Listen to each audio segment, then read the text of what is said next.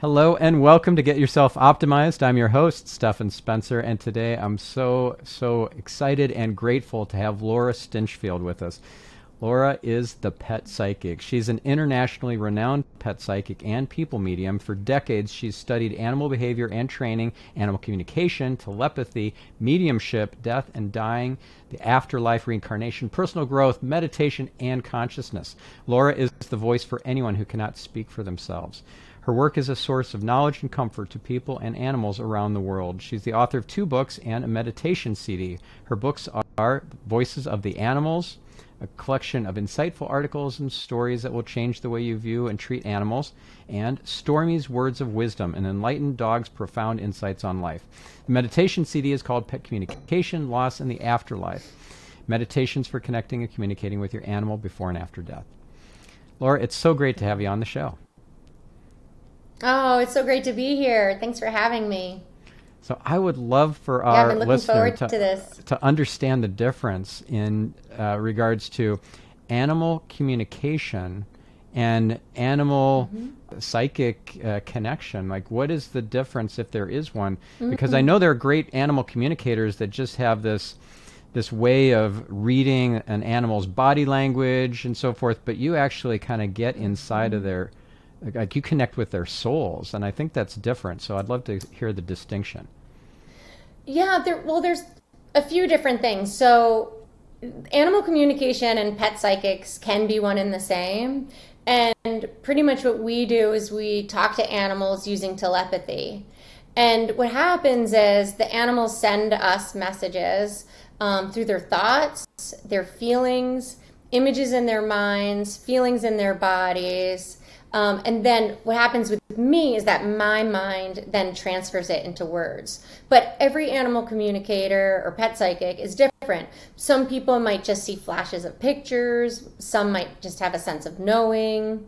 Some might have just a feeling in their body. It doesn't mean that one is better than the other.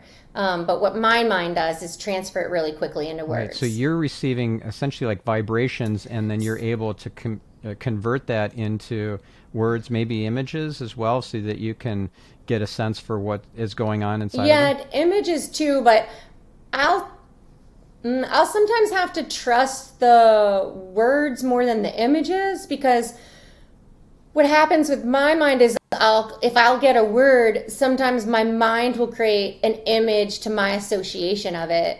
So for instance, if like an animal says to me, this is like an example that happened long ago, like they said, like I want my favorite blanket by the window, and I want my favorite blanket back in the window, and I had put blue to it, like blue blanket, and the woman said to me, oh, she doesn't really have a blue blanket. And so then I went back to the animal and I said, well, what blanket is it? What does it look like? And she's like, a red plaid. And so then I said to her, red plaid. But then I had to think to myself, okay, like, where did I get blue from? And then I realized that my cats at the time had a blue blanket that was by their window. And so then I placed blue to it, and that was just my association. Okay. Totally. Does that make sense? So we're like, but some animal communicators will be like, the animal will be sending them that red plaid blanket, and that's what they'll see right away is the red plaid blanket. And I think I've been reading your book, and I love it. Voices of the Animals. I'm holding it up for you if you're a listener and not on the video watching. This book has been so profound and beautiful for me. It brought me to tears in multiple places. And one thing that was profound for me that I did not realize, and I'd love for you to talk more about this, Laura, is how you can project through imagery to your pet what you're trying to explain to them. We are going to go to the vet, and it's only a normal checkup. There's nothing to be worried about. I know you don't like the vet, or the smells and so forth. I know it freaks you out, and it's going to be okay because this is just a checkup. Just saying those words is better than nothing. Definitely better than nothing. Right. But to project through visuals, like imagine the dog or cat that you're taking to the vet, arriving at the vet, calm, opening the carrier out and carefully placing the pet on the cold steel, but it's okay, and like petting it, and then the doctor, the vet comes, and it's all okay, and then back into the carrier and back into the car and home and treats and all this sort of stuff. And you just have these visual pictures that you're broadcasting to your pet while you're narrating and explaining what's happening is a whole other level, and they pick that up. And I did not know that until I read your book. Oh, yeah. I mean, I try and think about whenever I'm talking to animal or people, like how can you have the clearest communication? And so then that does entail the pictures and also embodying those feelings in your body. So like when like you said, when you're saying, okay, we're going to open up the carrier and everything's going to be fine, you're picturing and feeling your body feeling fine as well, and that animal's body feeling fine. It's very, very important to do. And really, if you can think when you're talking to your animal that knowledge is power. So if you can explain as much as you can to your animal, it's extremely helpful for them. So especially when going to the vet, like I tell them, this thing that goes up your butt is tells the temperature in your body. That cold thing that goes up against your chest is listening to your heart rate and your lungs, and they're palpating your abdomen because they're seeing if you have a tumor. And you just go through the whole thing that a vet can do, and that helps them to sort of know what's happening. Some people will try and hide what they're doing with their animal, like, don't tell them we're going to the vet, but I don't think that's helpful, because the animal then knows, like, wait, something's up, like this is not supposed to be okay. And so much of the way you feel about the situation affects the animals. So many people are so worried about going to the vet, like, oh, this is going to be so traumatic for them. But my animals know, like, that the vet is someone who helps you. I mean, that's somebody who's going to help you heal if something goes wrong. And the vets are there to, their inner being wants to help the animal, and that's really important for the animal to understand too, that these people are doing this because they care about animals. So the more you can say, the better, and the more you can feel good about it. It's not a big deal when my guys go to the vet, and like even during COVID and you have to drop them off at the vet, I say to them, when you go in there, you just lick and blink your eyes and yawn. So that's the animal's calming signals. That's how they calm themselves. But then I say to them, you tell all the other animals in there what you already know, and you give them a job to do while they're in the vet, so that if they see another animal that's really scared and shaking, they can say, oh, wait, I know something that can help you, blink and lick, and you're here to get better. And then the animals come back and they tell you stories about what the other animals said and the animals that they met in the hospital. And it's kind of neat. If somebody is not really aware of how this all works, and they try and sneak up on their animal or surprise them with a vet visit without telling them, and then they're wondering, where did that cat go? I can't find her anywhere. She went and hid. How does she know? Of course she knows, because you've been broadcasting that telepathically to her, and she's gone and hid. She doesn't want to go to the vet, and she knows what you're up to. So having that clear and honest communication channel open with your pet, so important. I think that's really beautiful. And in line with that, there's this thing called the pill pocket that you can get from Greenies and hide a pill in there, and that feels very wrong now that I've read your book. Like that feels like you're breaking trust. It does, doesn't it? So can you talk more about that? Yeah, I want my animals know when they're getting medication, because medication can make them feel funny, right? So like it can hurt their stomach, it can make them feel dizzy, and I want to know if something's going on with them after they take that meds. So like what I usually say is, I'm giving them a medication and I know something like an antibiotic, like maybe it's going to hurt your stomach. I'll give them that medication, whether it's in the pill pocket, it's fine if that helps them eat it, but I'll say, I'm giving you this medication. It might hurt your stomach, but that's normal. But if like something's really, really bothering you and you feel like it's really bad, I want to know about it. So if you're dizzy, kind of walk around and look like you're dizzy. Or if your stomach hurts, lick or scratch at your stomach. Make it really, really obvious that something's going on with you. I mean, my guys can come over and say, like, poke at me and be like, hey, my stomach hurts. But sometimes on, like, busy days when I'm working, and I'm focused on something else, like, I'll need them to be showing something with their body as well. And I feel like if we tell our animals to do that, our animals are going to find many ways to communicate with us. And it's interesting about what you were saying about how, like, we're broadcasting all the time. It's true, the animals are always picking up what we're thinking and feeling, but it goes the other way too. Is like we're often picking up what they're saying to us, and sometimes we're thinking it's our own intuition.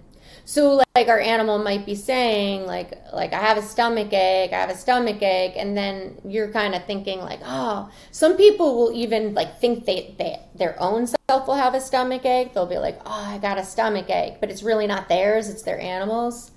So that's why it's really important if something inside of your body or in your mind changes right away, to really take a look at it and to stop and be like, wait, where did that come from? Is that mine, or is that someone else's? Is that, my husband's or my partner's, or is that my animal's? It could be anybody's. But the animals will try to send it to you.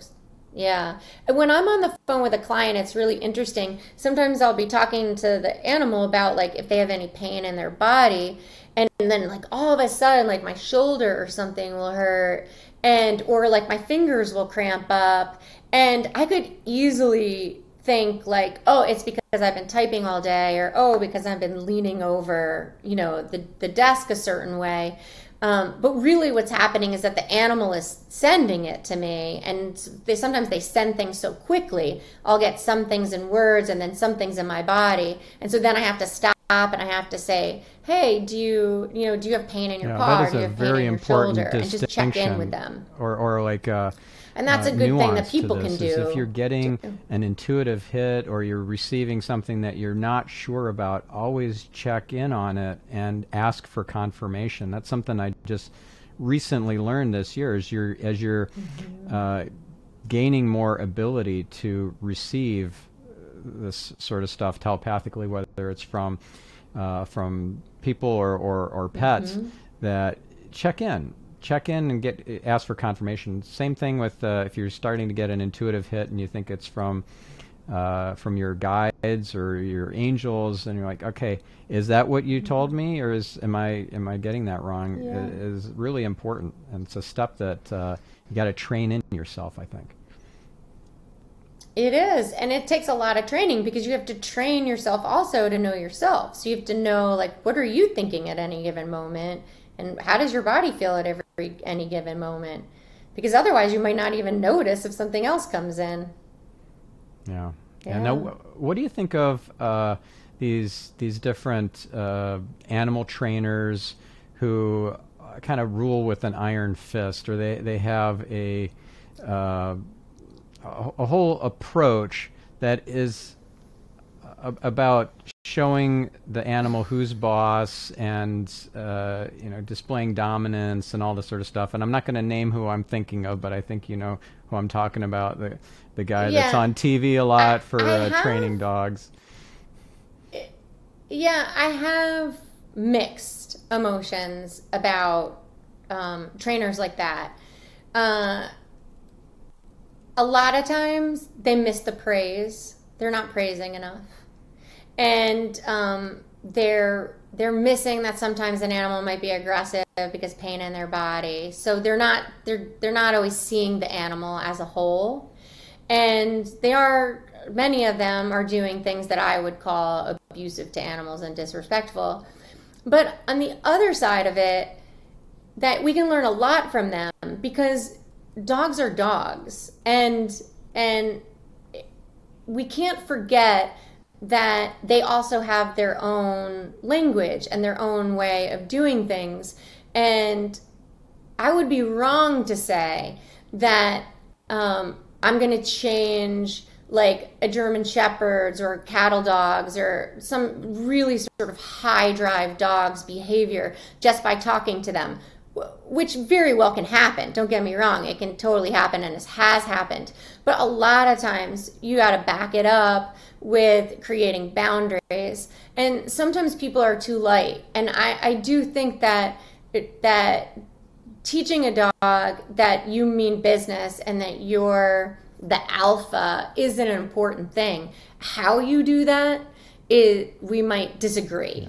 Yeah. I don't think it's okay to alpha roll a dog or to shock collar a dog or to do any of those things. But I do think it's okay to be stern with dogs. That makes total sense. So we can learn a lot from them, those trainers. Yeah, those trainers have a lot of knowledge. But they do a lot of things I don't agree with also. Right.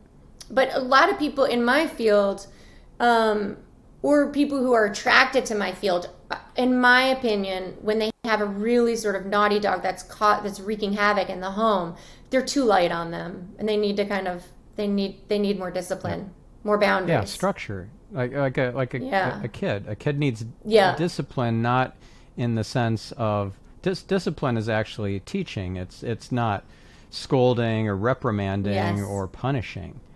It's giving them boundaries and structure so that they can rely on that and they have something to push against and know that it's going to stay strong. Yeah, but if my dog does something naughty, I will tell them no, like that's not okay. Yeah, and one... I got a pack of 5, so there can be some naughtiness going on. Yeah, right.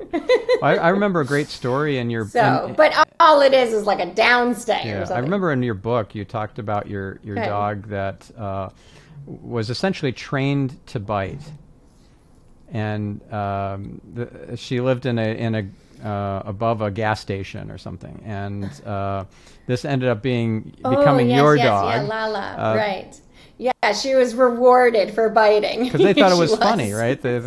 She got baloney here's a for customer biting. who's freaked out and like, hey, I just had my butt bitten by this dog, and then it gets a baloney for doing it. We were in our early...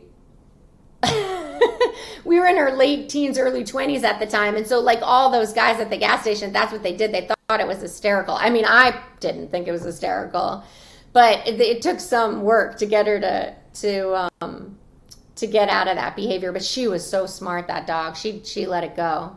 Yeah, she was. And that's how you ended up. She was such a neat dog. She was essentially just reasoning with her. You didn't have to be super stern or anything. You just made it clear, this is not okay, and here's why. And it seems like she had a lot of wisdom. Yes. She was one of those she had so much wisdom. She was one of those you just talk to and she's got it. Yeah, there are some of those dogs that all you have to do is tell them. There was this cattle dog once that was, the mom had a toddler and a little baby, and he was biting the toddler's calf, which, cattle dogs are known for biting calves. And he was biting kids in the neighbor's calves, and he was just wreaking havoc. And I thought, oh my gosh, this is going to be a challenge. And I said to him, I spent less than 15 minutes with him. And I just told him, you have a family, you can't be doing this. You have to be nice and friendly and let kids pet you. That dog never bit again. I mean, it was amazing. So some dogs, you just say it once and they got it. Yeah. It's so beautiful. So cool. And beautiful. I want to share a story with you. I would love for your thoughts on it. At the time, this was not very long ago. This was after a big spiritual awakening I had in January this year. It was a couple months later. I just learned how to open my own Akashic records and ask for guidance. And so that was huge for me because I'd been getting Akashic records readings from Anne Marie Pizarro for a few years, and that's always been great. I really rate her highly. She's been a guest on this podcast. But it was a whole other level for me to learn how to open my own records myself, because at a moment's notice, I could just open my records and ask for guidance from the records keepers, what do I do? And here's the specific situation I want to share with you.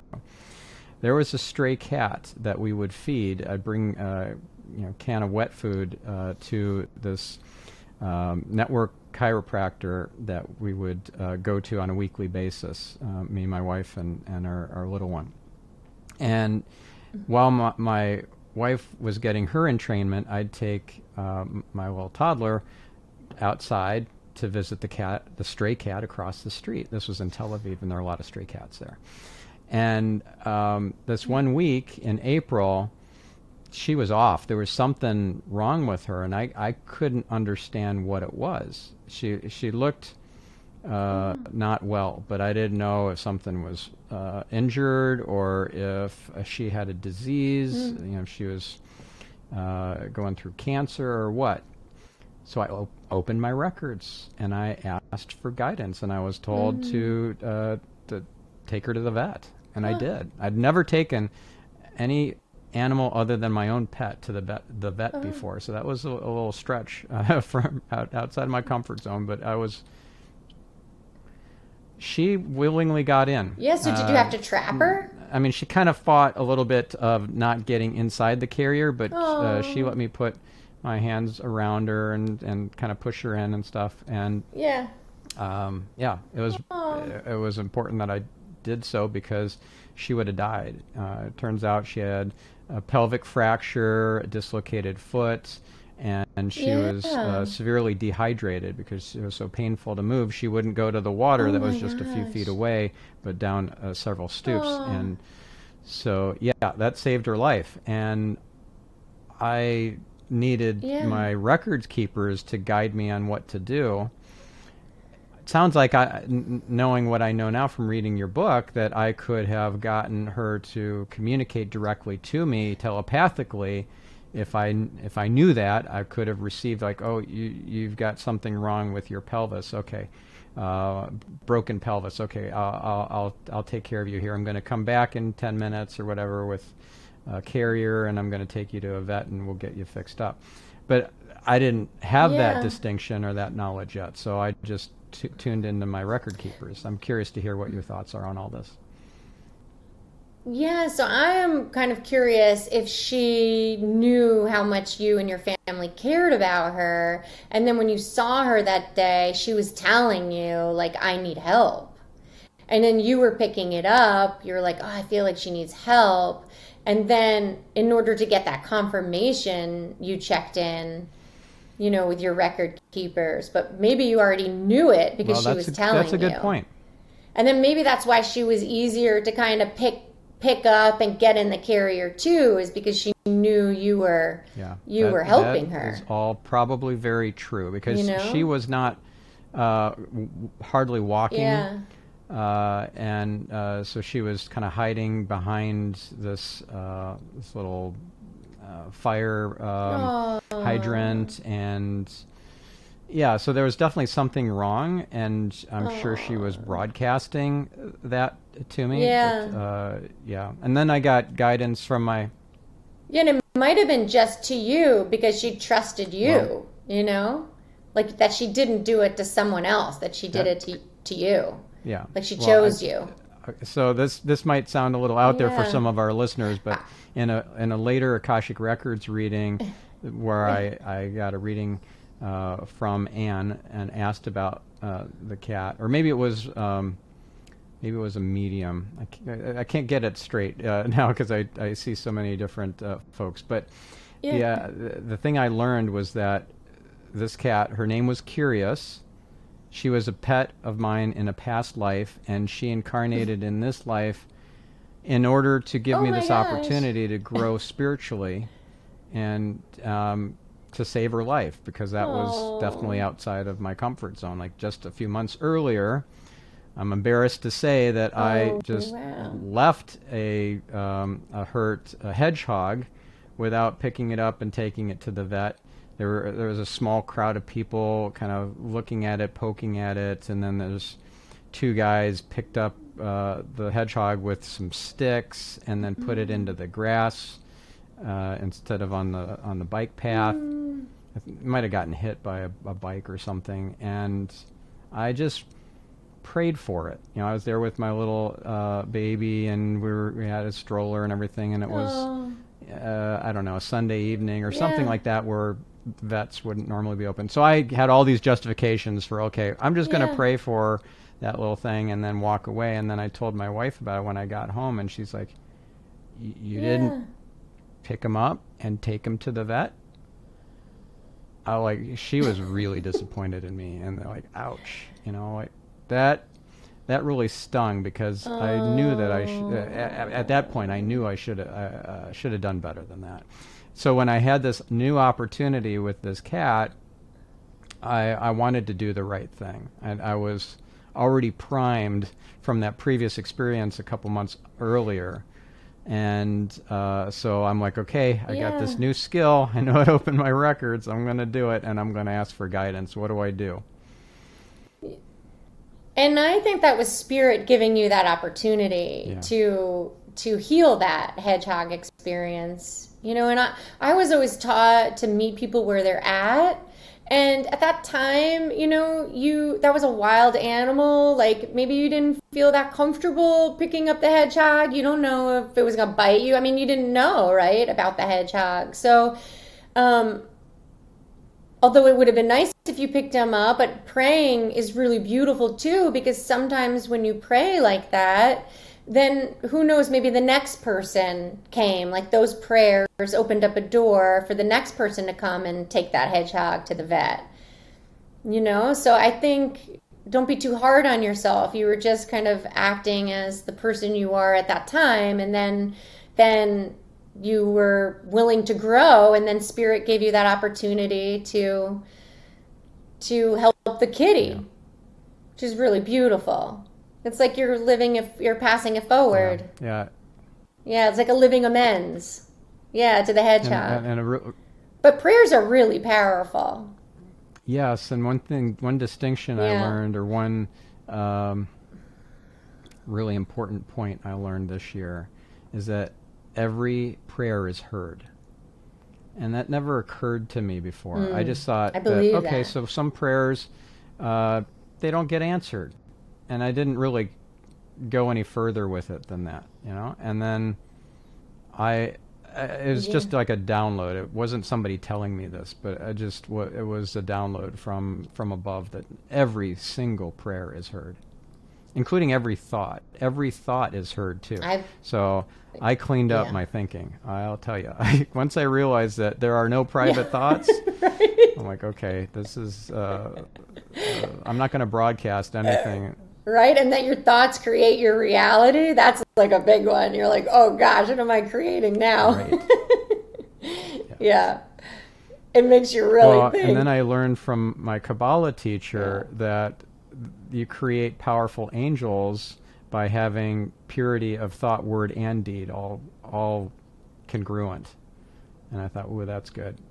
I want that. Oh, wow. I want to create really powerful, positive. So you create the angels, or do they just drawn to you more? We are more powerful than we can possibly imagine.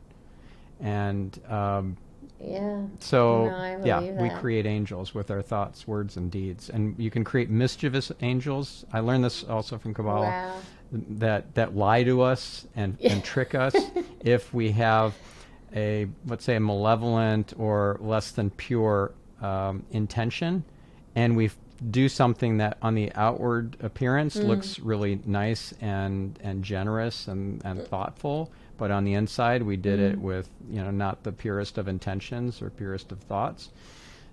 That creates some really mischievous angels, that then can trick us to do stuff that I can see that. We'll regret later.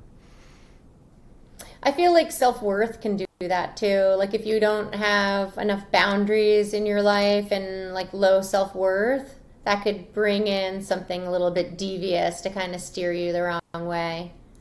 Yeah, and if you have higher self-worth, you won't look at it, or you'll ignore it more, or rise above it more. I think people get strayed that way. Yeah, just by how they feel about themselves. Yeah. Now, one thing I want to ask you about is this concept of remote viewing, because I'm just learning about it from a course I'm taking taught by Sheila Gillette, and she channels 12 archangels that go by the name of Theo collectively. she was a podcast guest last year. Amazing woman. And so, yeah, I'm learning about remote viewing and these other modalities or ways of receiving guidance. And remote viewing is particularly of interest to me in relation to pets and animals. Like, okay, so there's this cat who, through my Akashic records, opening my own records, I heard the word curious as the answer to the, what's her name.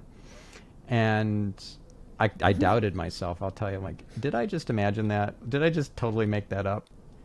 And then I was on a call.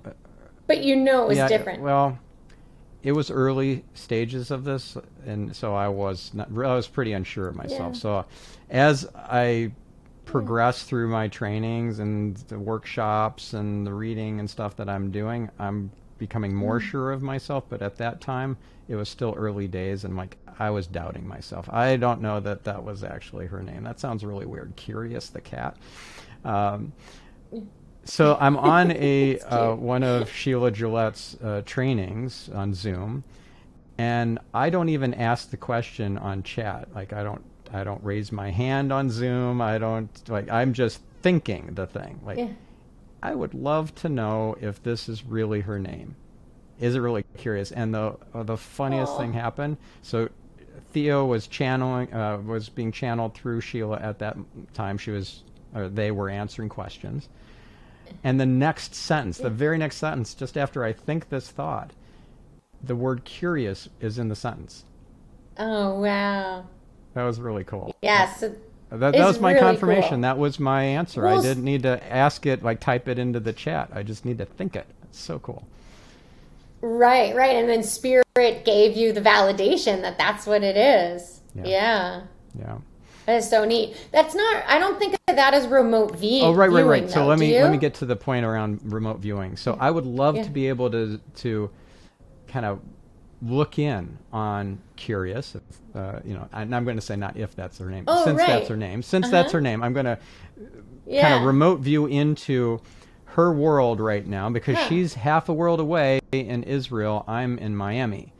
Oh, and we had this was right before we left Israel in late April that we had this whole thing, this situation with her, and so I didn't have the ability to bring her with us to the U.S. That was not in the cards. So, and she needed a month of cage rest. So my wife was very, very, very helpful in finding someone to take her in to rehabilitate her. We had to pay for it, of course, but so that was that was great. And now she's half a world away, and I'm really hoping everything is going well for her. But I can't go and like drive for 20 minutes and check on her like I would have been able to if we're still in Tel Aviv. Yeah, and so is she with a person, or is she back where you found her? Where is she? I think she's still with that person.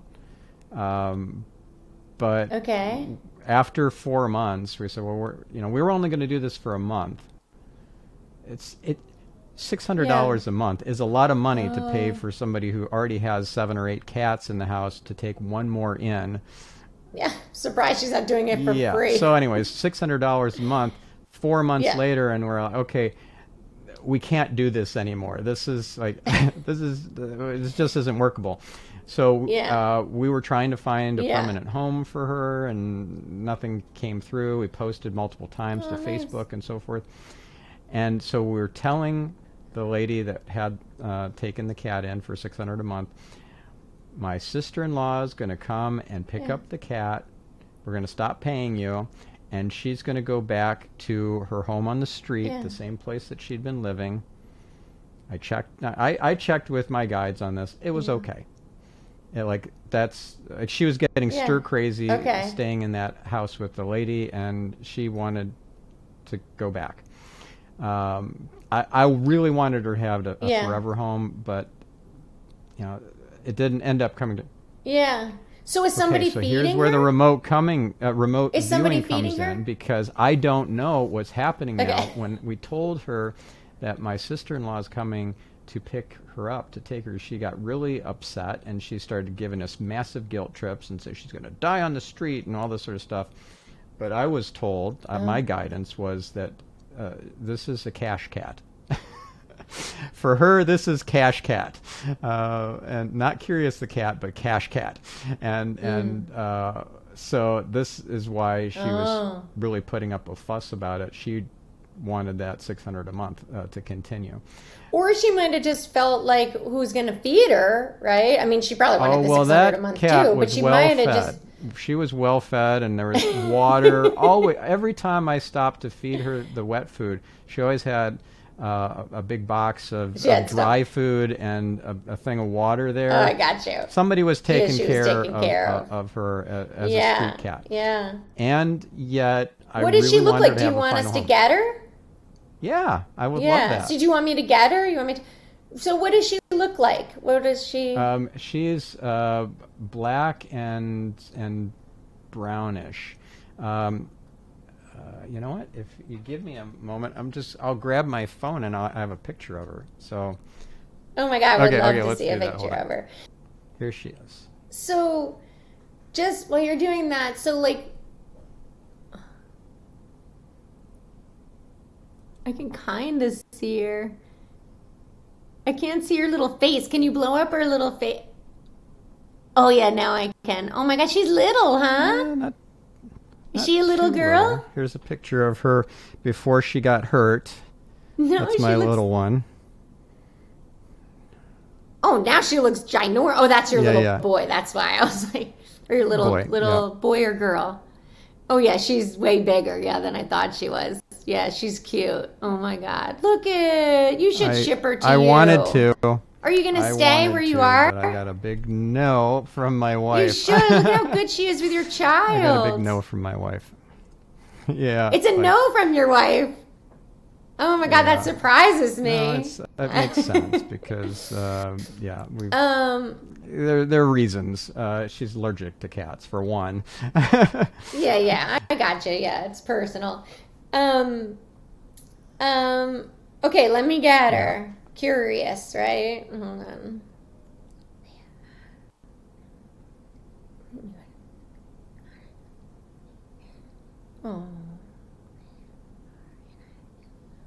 Oh, she says that every day she checks in with her heart and she feels you all.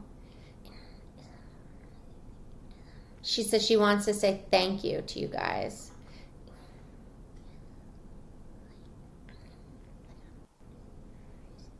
She says she's pretty spry now. I think she knows this, but tell her I love her very much. First she said that her hip sort of clicks a little bit, like the left rear kind of like clicks out. Maybe your chiropractor could go adjust her because she's outside of the chiropractic office, right? Well, because of the cat sitter / rehab person didn't like that. Oh yeah, she didn't go back. Yeah, there. so she kind of ghosted us after we said, well, we're gonna pick her up, put her back in the street, and so now she doesn't answer text messages.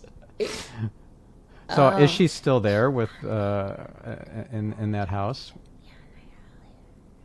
She says yes, and she says she has like a patio she can go out onto.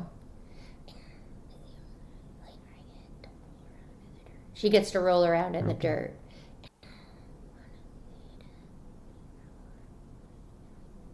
Oh. Yeah. She said that when you looked at her in the eyes, she felt like she knew you from long ago. She also said that you were very clear with talking to her.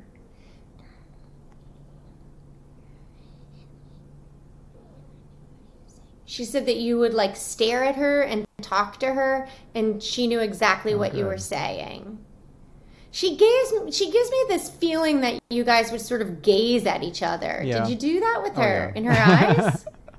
Like she's giving me like the way you would look at her and she would kind of look back at you. It was like a really touching moments. Yeah, it's like I could see into her soul. Yeah, that's when she felt the same about you. She says, and she likes it where she is. And she has a pillow she really likes. Yeah. Oh. Oh. She said that your baby had like magic hands, and when they would go kind of over her hips, it would kind of like tingle. Hmm. How old is your kid now? He turns 2 in a few weeks. Do you think he's a healer? Does he see it? Does he look like a little healer? Yeah, he's very special. Oh my gosh. Yeah, you have to see, like, because she said his hands, so you'll have to see, like, if does he place his hands on, like, boo-boos or something, you know? Mm-hmm. Yeah. That's so cute. She wants to know if I can tell you something else. Yeah.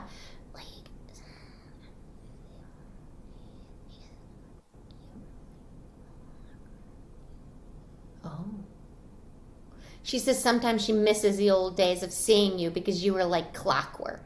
So I don't know what. Yeah, we'd always come the same time to our appointment to the chiropractor across the street.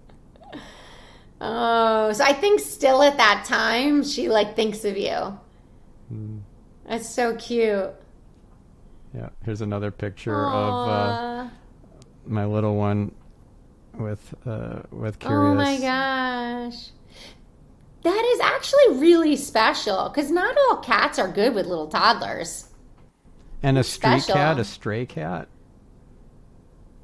Yeah. So cool.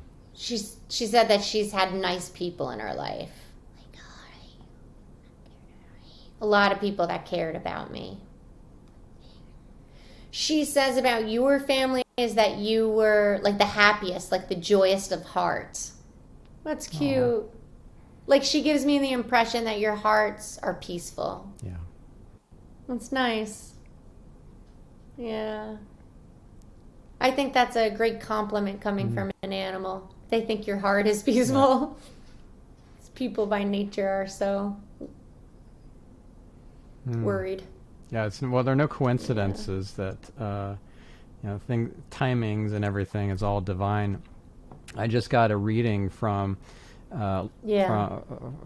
Katie Beecher, who's phenomenal. I'm going to have her as a guest on this podcast. She's a medical intuitive, and she paints as well as writes up a report and then does a reading to go over it. And she drew a heart in the center, like the heart center, right? So the energy center. She drew a huge picture of a heart there, and she was just an hour ago explaining like what a huge heart I have. So that's really cool. Oh my God, no way. So then you hear it twice. Oh, that's so neat. I love that. How sweet. Aww.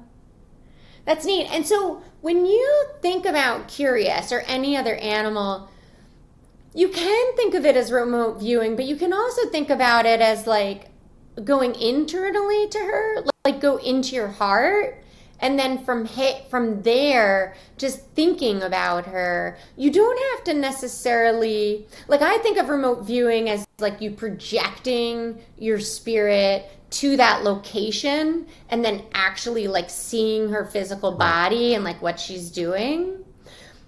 But that's very beneficial, but you could also, especially since you're so heart-centered, go into your heart and then from there receive from her or like send your heart to her. It's a little bit different. I don't think you need much heart to remote view, if that makes sense. Yeah, so just go into your heart and think of like a little doorway there, or like that's like the place where you can connect with her, and just think of her and imagine being with her, and then just talk to her and be open to receiving and see if you get anything back. Where I think of remote viewing as more projecting ourselves somewhere, you know what I mean, and seeing the physical surroundings. Got it. Where communication, you can just feel it. You don't have to you don't have to necessarily see it. Right. So I could have a Does that make sense? communication Like with with telepathy? her just by getting into my heart center and then bringing up, let's say, an image or a memory of her.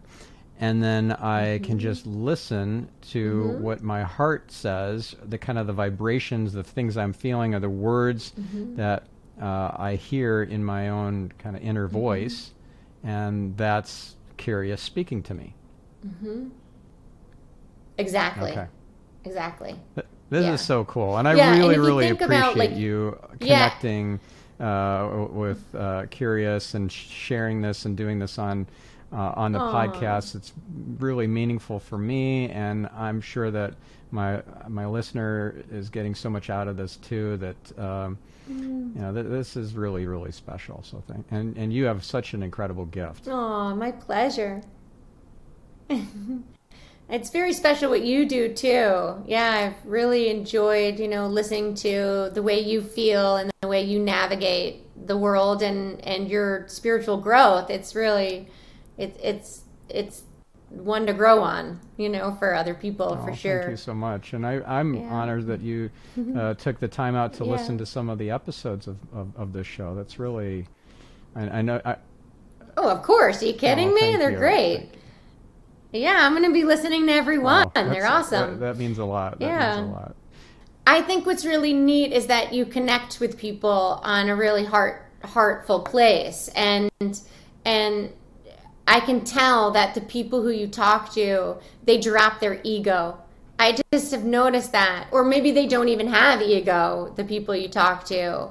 But I've just sort of been really astounded with those communications. They're just really real. And they're wonderful to tune into and spend part of my day doing. I thank you for that. Thank you so much. And yeah, I used to kind of malign my ego, or not really.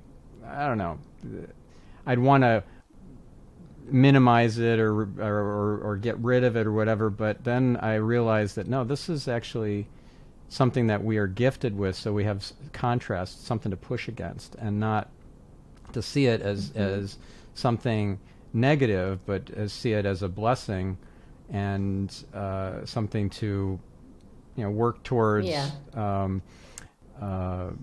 putting it in a place that is only used for growth and not for anything malevolent or not helpful. Yeah, beautiful. So how does our listener or viewer work with you, get connected to their pet that maybe they've lost, and have you connect them up with that pet and share some of that pet's wisdom with them? Or if they're dealing with a pet that's currently living with them and they're not able to control it or whatever, it's behaving in a naughty way, like how do you work, and how do they get in touch and all that? So they can go to my website, which is thepetpsychic.com, and on there they can look at my schedule and book a session and pay. And then once they book their time, they get an email with like a little homework they have to do. They have to fill out a form and upload a picture of their animal or their deceased loved one. And then I just call them at their appointment time and we do a phone consultation.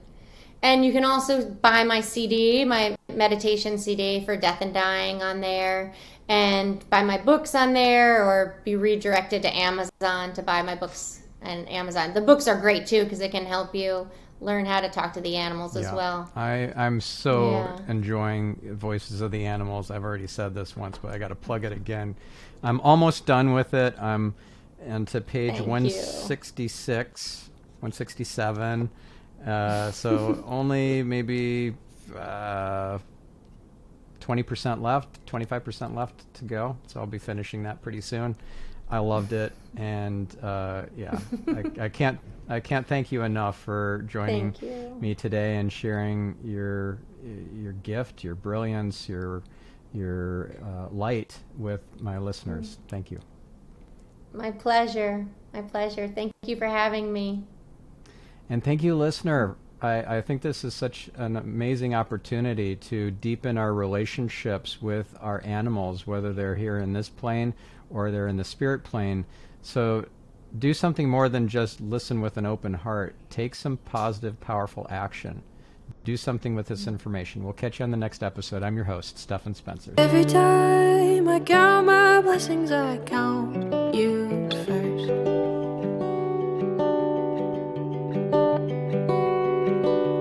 Every time I count my blessings, I count you first. Every time I count my blessings, I